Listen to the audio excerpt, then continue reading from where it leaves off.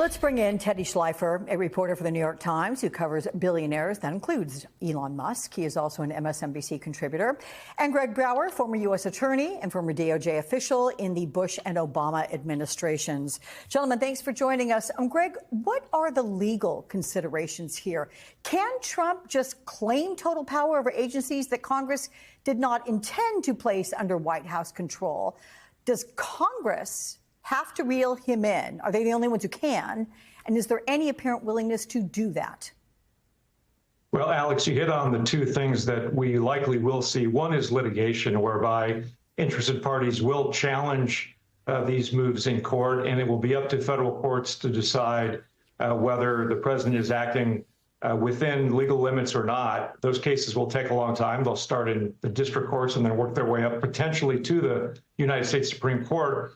But the other check on the president's power, you mentioned Congress, is I think the one that most people inside the Beltway are really looking for, because these agencies that have been set up as independent agencies were set up in that way by Congress. And so when a president, any president, seems to be infringing upon that concept, it really falls to Congress to stand up and voice objection if, in fact, Congress does object.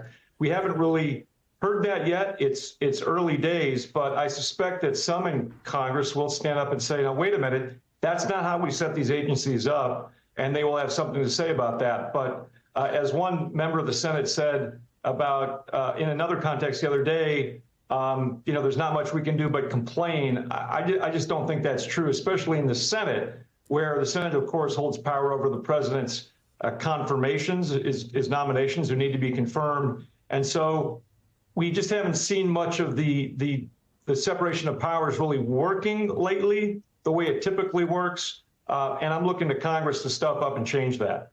Okay. Teddy, we saw Elon Musk there sitting with that T-shirt that reads tech support. With all the moves he's making, I mean, it's so hard to keep up. What is the one thing that he's doing that you don't think is getting enough attention?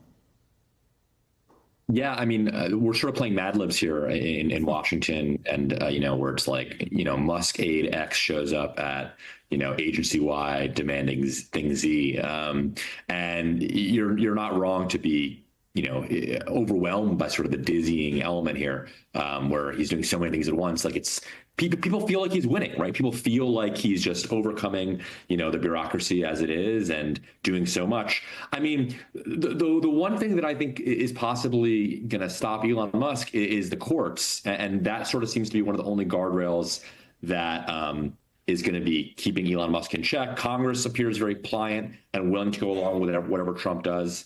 And Trump seems willing to go along with whatever Elon suggests. I was struck in this interview here, like just by the visual, like you never really see anything like this where Trump is kind of willing to do a joint interview with somebody else. Mm-hmm. I think he's done joint interviews with maybe like the VP picks occasionally, but imagine, Trump having offered time with Sean Hannity on Fox and saying, "Let me only take half that time." That was remarkable to me. Yeah, I completely agree. I mean, it's just not, they seem to be very much on equal level there. So, Greg, speaking of courts, a federal judge just denied a request from 14 state attorneys general who wanted DOJ barred from accessing data or making personnel decisions at 7 federal agencies. So obviously, there are going to be some more lawsuits. But what are the lessons from this? Well, the key lesson, I think, is that just because a judge may have been appointed by a Democratic president doesn't mean they're necessarily going to rule against President Trump in all of these cases.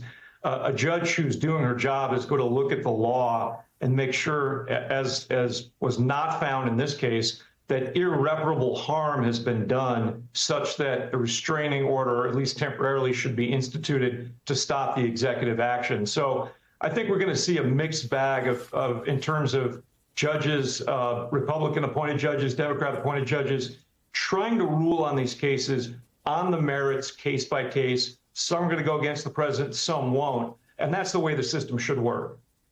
Yeah, and I should say we are talking about Judge Tanya Chutkan there. She was very methodical in the way that she was adjudicating cases against President Trump earlier. So there you have it. Gentlemen, I'm sorry we're out of time, but I'll see you both again. Teddy Schleifer, thank you. Greg Brower, I will see you again, in fact, in just a little bit, so don't go too far.